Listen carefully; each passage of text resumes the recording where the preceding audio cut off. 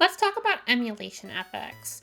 While legally, emulation has always been a very gray area subject, in general, the consensus is if you own the game, you're allowed to play it on an emulator.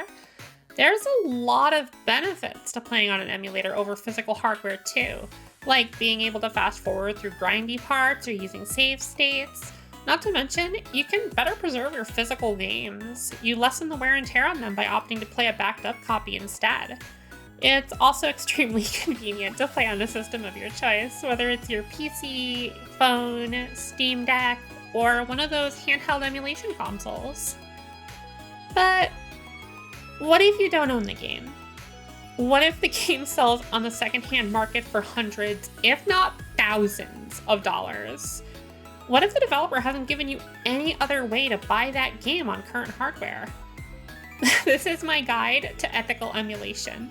Let me just say up front, this is not legal advice. These are my personal principles I follow when I choose to play retro games that have not entered my physical collection yet. Number 1, digital ownership. If the game developer at the current time has a way for you to purchase a digital version of the game you want to emulate, you need to buy it to emulate it elsewhere. To clarify, this is if you have not previously purchased that game. Like, for example, Game Freak released Pokemon Crystal version on the 3DS eShop.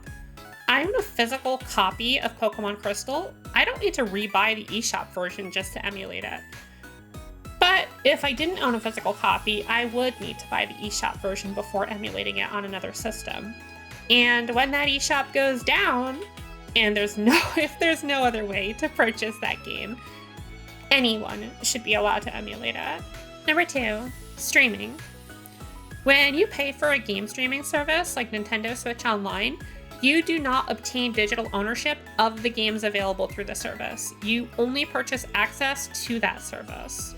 This is a bit of a double-edged sword because it means if the game is still available to purchase from the developer elsewhere, you will need to go buy it if you want to emulate it, even if you already subscribe to the streaming service that has it. However, the more likely scenario here is that a game will be exclusively available through streaming, in which case the developer has not provided you with a way to legally purchase the game. So, anyone can emulate it. Number 3, previous ownership on unsupported console. This is going to get a lot more common in the future. Games that you purchased a digital copy of, but then the system that you purchased it goes offline forever since it's no longer supported by the manufacturer. You don't need to buy that game again on a newer system. You already paid the developer for the same software once. You can play it wherever you want. Number 4, remakes. Remakes are new games and should be treated separately from their originals when it comes to emulation. If you own the original, you cannot emulate the remake, and if you own the remake, you cannot emulate the original if it's still available to purchase from the developer. Updated versions of the same game are not remakes. For example, Kingdom Hearts 2, Kingdom Hearts 2 Final Mix, and Kingdom Hearts 2 HD Final Mix. Those are all the same game. They use the same base source code. Final Mix and HD Final Mix are just updated versions of the original. A remake is a game modeled after an old game, not just a port that has been prettied up or put as part of a collection. Number 5, ROM sharing. Bad idea! Generally, this is illegal and you should avoid it at all costs. The only exception to this is really when a game is not available to purchase from the developer by any means.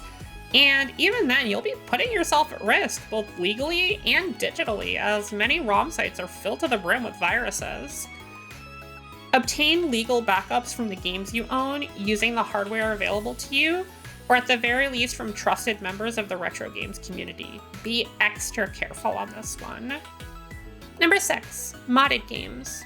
You know those Kaizo Mario ROMs, or the Pokemon ROM hacks that add new Pokemon and stories to the game?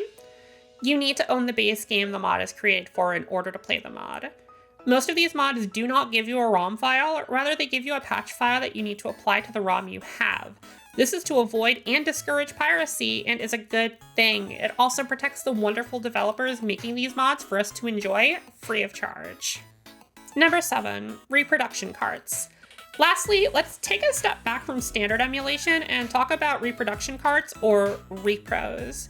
Repros can be awesome, especially when the repro has a modded game on it. However, repros do not support the developers in any way.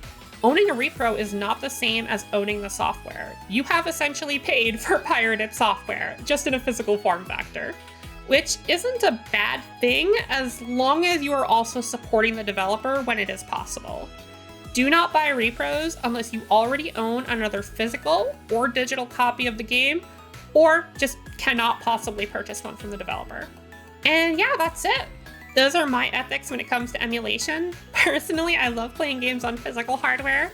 I just get that wonderful nostalgia rush of holding an original controller and sitting in front of my CRT. But I think emulation is a really good alternative, and it is going to be key to game preservation in the future. That said, I would like to hear your thoughts or your personal ethics when it comes to retro games in the comments below. Thanks for watching, and click all those YouTube buttons or whatever. Bye!